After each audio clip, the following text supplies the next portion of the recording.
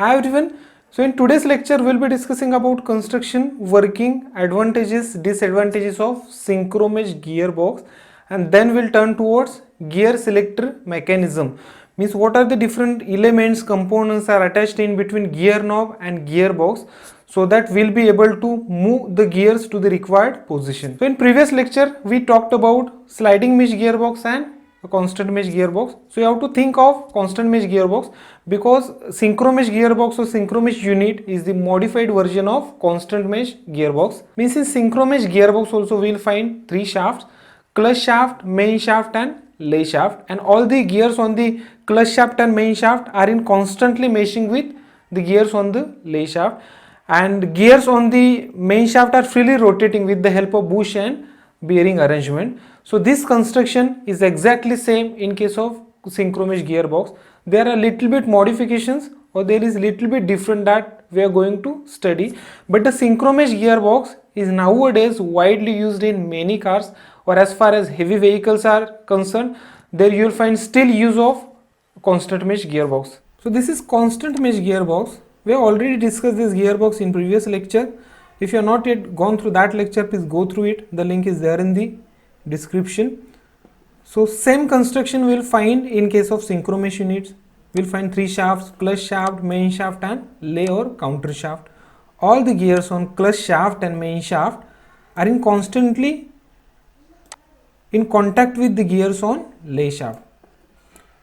Then the gears on the main shaft are freely rotating with the help of this bearing and bush arrangement.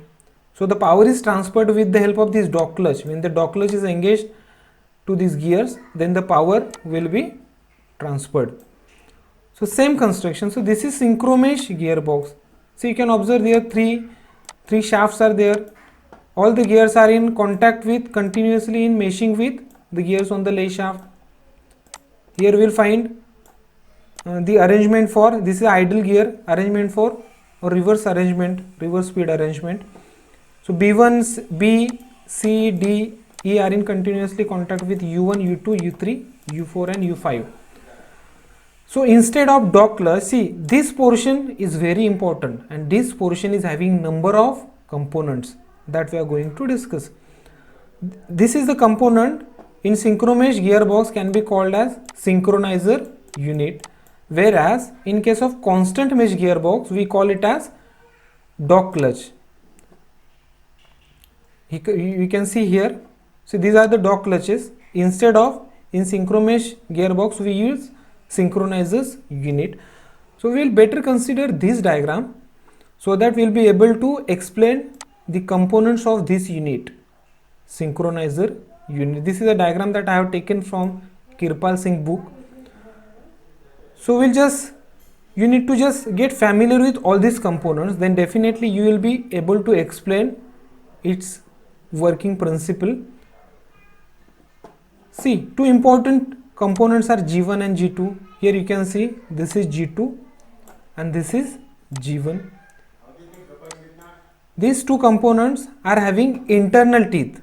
In this way, these internal teeth of G1 and G2 are in contact with external teeth of F1 and F2. See, this is F2. So this member F1 and F2, see F1 and F2 are having external teeth, along with these internal teeth are in contact with of G1 and G2, internal teeth of G1 and G2. So these members G1 and G2 are connected to S1 and S2. See, S1 and S2 are force. Means this force we connect to the gear selector mechanisms, and through we connect with knob. So with the help of knob we will be able to change, or we will be able to move these synchronizer units towards left or towards right. Maybe this synchronizer unit towards left and towards right. Now these components F1 and G1 are kept in contact with the help of this spring force. Right? Similarly, this G2 and this F1 are kept in contact with the help of this spring force. This can be called as T1 and T2.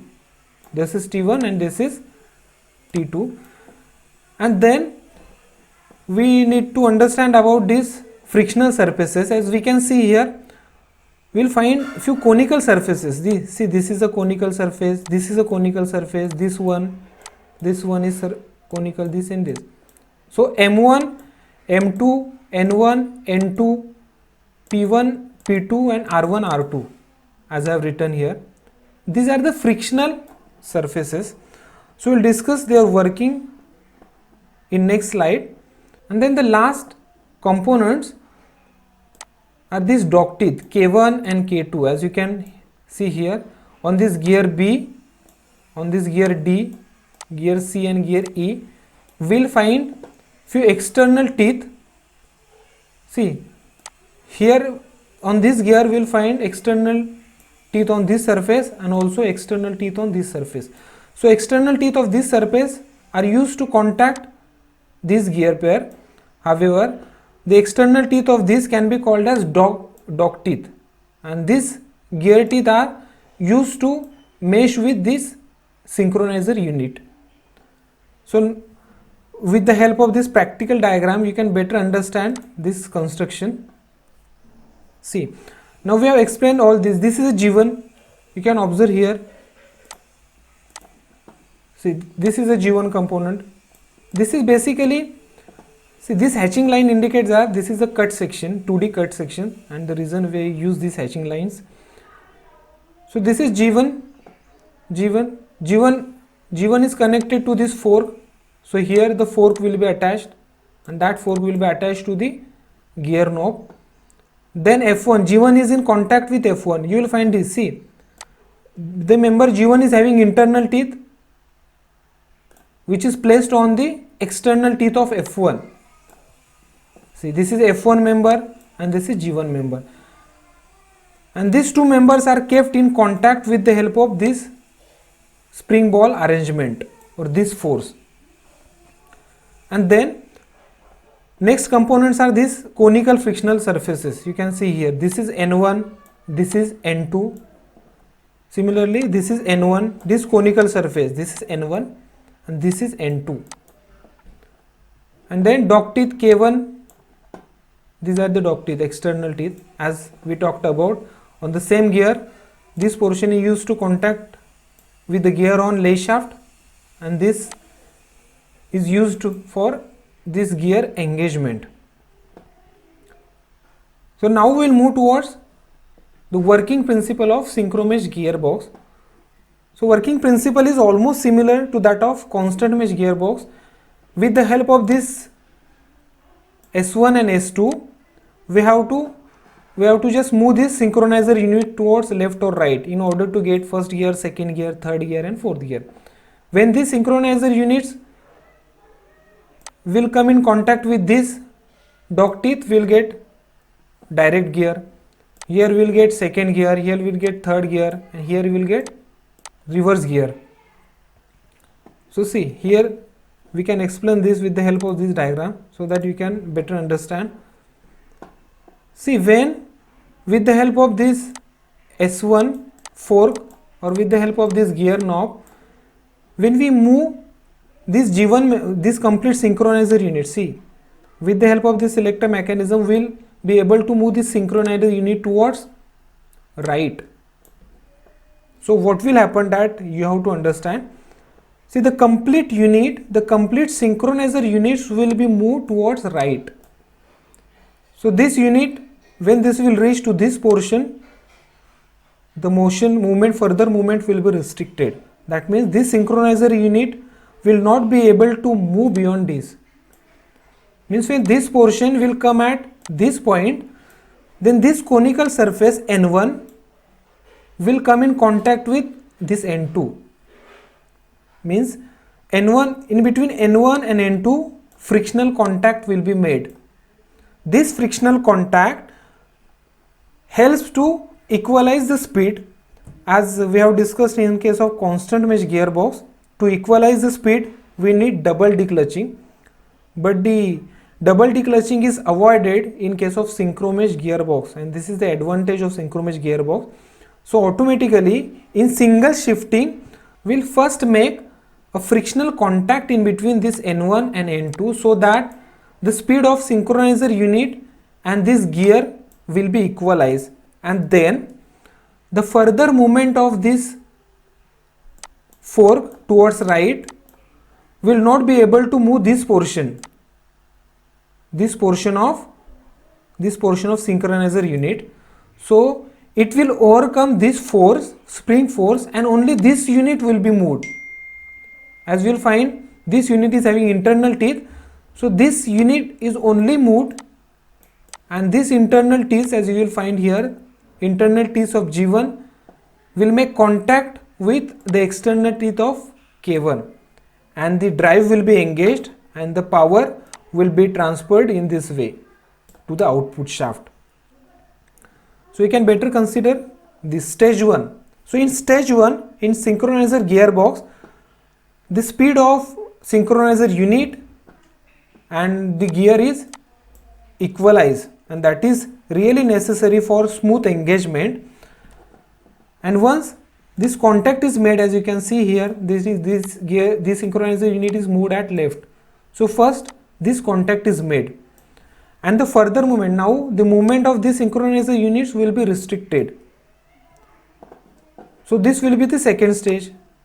See, in second stage you can observe this, only this portion, further movement of the slider, when we move further the gear knob with the help of selector mechanism, then this portion will only move, the G1 will only move. So the internal teeth of G1 will contact the external teeth of this K1 or dog teeth, and the drive will be engaged and the power will be transferred. This is a direct drive, and the power will be transferred from clutch shaft or engine shaft towards wheel or towards propeller shaft. So this is the simple arrangement or simple working of synchromesh gearbox, and now we'll discuss few advantages and disadvantages of this synchromesh gearbox over constant mesh gearbox. See, this is the main important advantage. Double declutching is avoided with the help of synchromesh gearbox. So even unskilled driver will be able to shift the gears of these types of vehicles. Smooth gear shifting. Due to this smooth gear shifting, less noise is very less, and due to this less noise, you will find no wear and tear or very less wear and tear to the gears. So this is compact in size, and the reason it is used in modern cars. Now we'll talk about disadvantages. So major disadvantage is it is very expensive. As you will find, there are number of parts, and the construction also complex as compared to single sliding mesh and constant mesh. So due to high manufacturing cost, it is expensive, and it is not capable enough to handle high loads. So the reason it is mostly employed in case of cars, and damage possibility due to improper handling is very high. If the gear is handled improperly, then the possibility to damage the synchronizer unit is also very high. So we need to take care while shifting the gears. And now we'll talk about gear selector mechanism. See, we have seen sliding mesh, constant mesh and synchromesh gearbox, but how the gear or the motion is transferred to the force, those force are attached to, you will find this force. These are the force are in contact with the gears or are used to shift the gears. So in between we will find number of components attached that one should know. So this is gear knob that is visible in the cars or is visible in the vehicle. So two important components we will find these levers, upper lever and lower lever. In between we will find ball and socket. See, we know that these are the force. These force are attached to the selector rods. These are the selector rods. With the help of, as you can see here, with the help of we can get reverse gear with the help of this rod. With the help of this rod we can get first and second gear. With the help of this middle rod we can get third and fourth gear. So the motions or movements will be made through these selector gates. When we move this gear knob toward this side, this selector knob will be moved towards this, or this will retain, or this will come at this position. and further movements, forward and reverse movement of this knob this motion will be transferred to this. With the help of this movement, this selector rod will be either move toward this side or toward this side. Movement toward this side will convert into second gear. Movements toward this side will convert into first gear. And then one more component that we'll find, spring and ball plunger. This spring and ball plunger helps to limit the proper movement of this force, so that we can get perfect contact in between this fork and gear. So you can better understand this gear selector mechanism with the help of this short animation. You can just observe the movements of these selector yokes and selector rods. See, direct gear, here you will find direct second gear and third gear. See how these forks are moved along with this rod, selector rod. This is gear knob, where you will find the complete indications of the first, second, third, fourth or reverse gear, and accordingly we need to move this gear knob to achieve required position. This is the complete assembly and the cut section of engine, where this arrangement is completely made. Fork, rods and all these components we have explained in the sketch.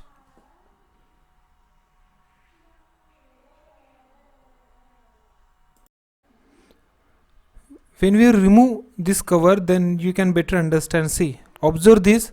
This is the lower arm, as we have discussed in the sketch, lower arm, and then we'll find upper arm also. Then now you have to observe these slots, how the ball is attached here and moved to change the gear knobs or to change the rods, selector rods. See, by moving the gear knob, we will be able to shift this selector knob with the help of these different slots. So I hope you like this information and video. So if you do have any questions, please write me in the comment box. I will try to answer all the questions. So we'll see you in my next video. Bye bye.